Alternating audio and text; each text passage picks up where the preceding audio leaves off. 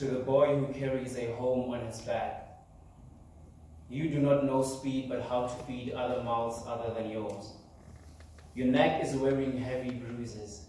Around it are beads of debit orders in the color of black text, pulling you to the ground. You fall face first. But it is better to lose your teeth than risk your home. You fall too many times that your spine is known a passage heavy with movement. Your rib is an open door that lovers used to leave.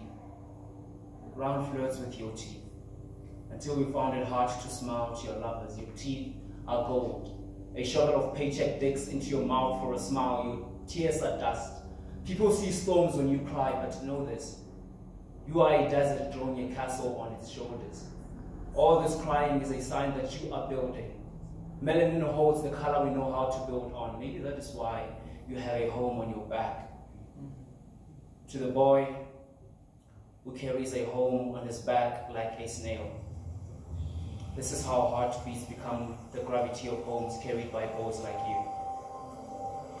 There's a scar you do not recognize on your skin. You're trapped in a country that sees you as the color of your skin. You get darker with every wound, and dark is mistaken for dangerous. You do not see yourself. There are days when you wonder if you're wearing your brother's skin or if yours is worn by your nephew.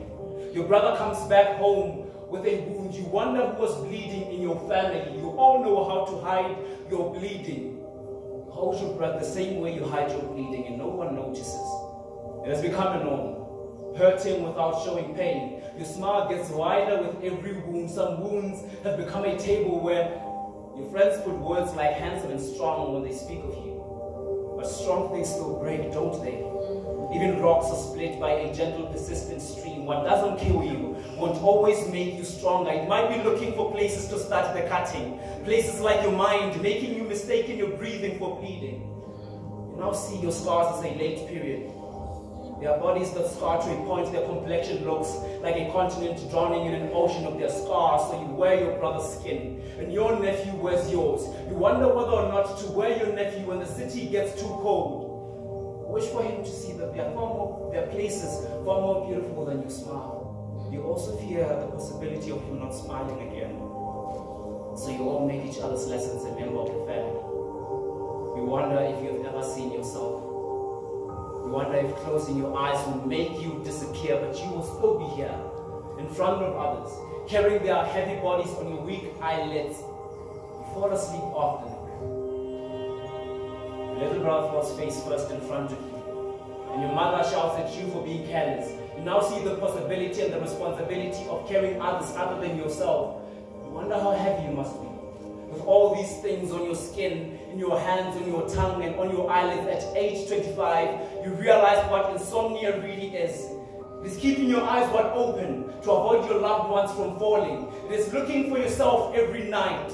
You carry more than your family now. You carry your flaws beneath your tongue, your lovers on your tongue. You wonder how your jaw got this heavy and how your teeth have become a monument of silence. You do not know how to tell everyone to get out of your mouth, so you let them crawl in to fall out of it. In 2014, you moved to the city. You realized you cannot carry everyone the way your village taught you to. The people, you still wish to see yourself. So you close your eyes the way your mother taught you not to. The people you know scatter to disappear. Some die, some don't call you anymore, some don't like you anymore. The ones who are left are only left for friendship or for your poems, and you are still here. Wondering what you look like. You do not know how to move. You look like a puppet moved by a confused puppet master. But not all puppets have strings though. Some are moved by the hands of men whose existence mentor young boys into hardening as the silence on their jaws. And you are here, held by their hands the same way a puppet is held by strings. Your body does not belong to you. Puppets never belonged to themselves anyway. Their master seemed not to have a face or backbone to make all these moves themselves, just hands and a loud voice. They make you wear them where they don't wish to wear anyone. The irony of holding still younger boys' bodies, telling them to man up. But boy, how do you man up when everyone in your family owns a part of you? Parts that you should first assemble before you even know that you are men. You now fear the possibility of defining to man up as scattering your nephew and your brother. throwing their body parts everywhere, leaving their heads at home and tussle in their father's mouths. See, others, not related to you, only know how to touch you from afar with their words, telling you when your manhood should rise to the occasion, which God to open eyes to, how to stand and make your body an island for every man's ocean arms to rest and drown beneath your skin the way waves die beneath sand. And you take your death as advice on how to become a man. For manning up is a eulogy to boys who die to become men who hate themselves. You know you're suffocating. All these hands holding your mouth. You've become a crocodile underwater. You stay under your childhood tears to forget your breathing, because breathing hurts when you have your uncle's hand for oxygen. All these hands claiming to be putting you together are splitting you apart, and a part of you is always away from you. You now see where the saying, "You have your father's arms," comes from, and why the people we usually inherit pass from are some places far or dead. You wonder if those eyes that are said to look like his are yours, or if they are truly his. You sometimes think that your body is a lease, a lie, that if all men who have left home return, you will have no body to move into. But at least now you have a body to stay in. And there you are, learning how not to cry for a body that knows how to divide, that it knows of itself. Men older than you still touch. Hold all of that body hostage except for your arms. I guess you can use those to touch others younger than you. Your father has your torso for a tongue. Your hands and feet are missing. Nobody knows where black boys' feet go, not even their father's teeth. Black boys' feet do not have a voice to say bye with, they just leave. His hands, your hands are everywhere. On the table, in a purse that is not yours, under a skirt that knows your fingers as the wind that blows it high. Your hands are scattered around places, and you wish your father could hold you the way you hold your tongue and tell you how he feels. But all that is a dream. You know yourself and your father silent. You know yourself the silence in his mouth. Your family sees you as hands. You might forget that your father carries you in his mouth. You know that someday you might leave home with your son in your mouth. Your son's torso turning and tossing and turning in your mouth, and you will take your silence as his amnesia. You are here. You are here. Most people you know say you have no spine. When your uncle sees you, he holds your neck, borrows a bone from your back, whips and whips your back with his heavy upbringing until your back has enough wounds to swallow whole his spine. Now, after all that beating, did you have the backbone to ask them who has no spine now? You are a fist, catching fire from your brother's breath, your smoke, a yet to be memorized coal burning you black and forgotten to be capable of ash. You are the existence of an urn, a potter's dream beneath a mustard seed, a seed growing to be cut down for more papers. You are a forest burning. You are how to die and how to stay dead. You are a violent folding inside a righteous fist you've written, but you no longer see. You're folding your little brother in your left fist, suffocating your nephew in your right fist. You have fist papers and dishonest forms. You are a son to a present father. You're trash folded with tough love. You're burning on your sister's pubic hair. Your fire burning a city. You are skin covering blood. Skin holding all of your family's rage. You are rage mistaken for a penis. You are capable of loving and capable of being red. You're black and boy, hoping to stay alive.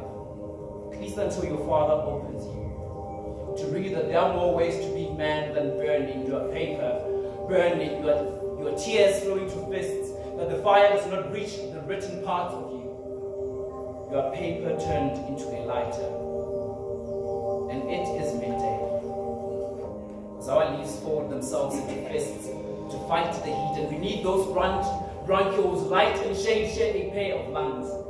We inhale violent winds.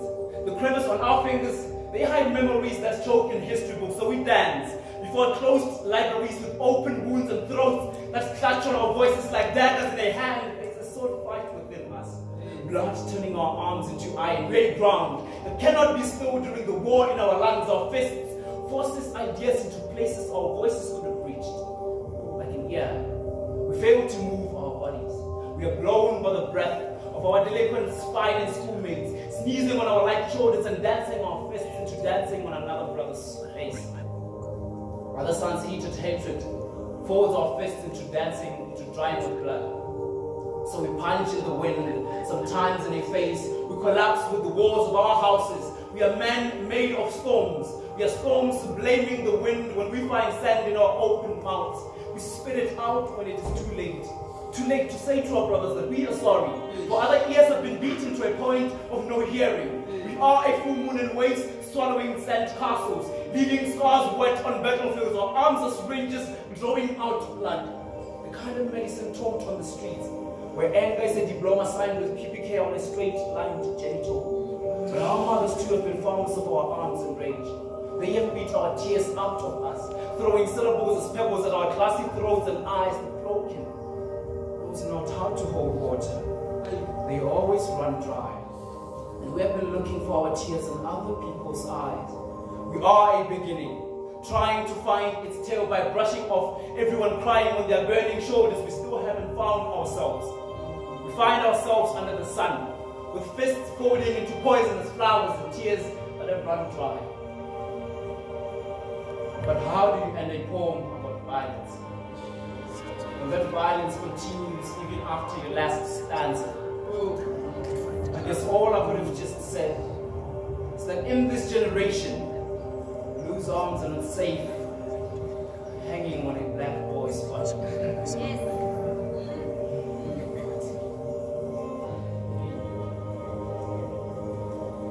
A whirlwind walks towards Malapile's home's dusty yard, and he watches from the mouth of his mother's kitchen, ready to send it away.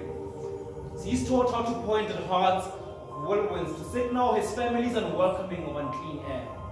The whirlwind that unclothes scent grains and wears its dust as organs as its spin walks to the neighbors. The neighbors too chases the whirlwind further from where could have been his home. And the young storm does the same with the neighbor's dust. Relax. In this village, boys are told to go play with their neighbors. Malapile is told to go play with Mashilu. Mashilu told to go play with his other friends. See, this happens until there are enough barefooted boys to carry dust from their homes into the yard. And as they play, dust glows as high as above their heads. Dust on their skin, their hair turning brown, their broom-like feet dusting off playgrounds, dust on their shirts and accompanying them to their mother's scolding, and dust left hanging on air. See, this happened each and every time he broke things at home. Grandmother's guest plates, his saucers, and more things made of bone ash. He broke them all before learning how to break other boys' bones. Now he's a whirlwind in his grandmother's sight, wearing the village's dust and running into walls for fun. It took me 24 years to know the identity of this dust. It is a lesson on how to break away from home. How the smaller boy breaks away from his home. How Malapile breaks in chairs until the dust in his eyes becomes mud. How mud holds in his crying. How mud builds a heart in his eyes. How the heart in his eyes whispers a warning. How the heart in his eyes is a symbol for his heart being away from home but closer to clenched fists. How nothing but anger grows in his eyes. How his eyes are open doors to staying at home, but he's always told to go outside and grow. This dust is the smaller boy envying the bigger boy. Is Malapile impatiently waiting for his turn to stop crying this dust? It's a boy making his father's house date dustier. How his father's belt is the only hand that cares to whip the dust off his skin. This dust is Mashilu and Moraka in a clean classroom. It is them dusting each other's faces with fists, littering the classroom with blood, the class sharing, the chairs betting on who kept the other one cleaner. This dust is every boy wanting to be more dust, is violently breathing out until every exhale storms out like the whirlwinds we chase away from their homes. This dust is Mashilu. It's Moraka, it's Malapile being whirlwinds. It's their mothers pointing at kitchen doors to puke them out during the day, that they learn how not to cry or cough in each other's presence. It is Malapile not returning home on some nights, forgetting how to look at his sister, choking his little brother with just a look. It's keeping faces blue and fists red.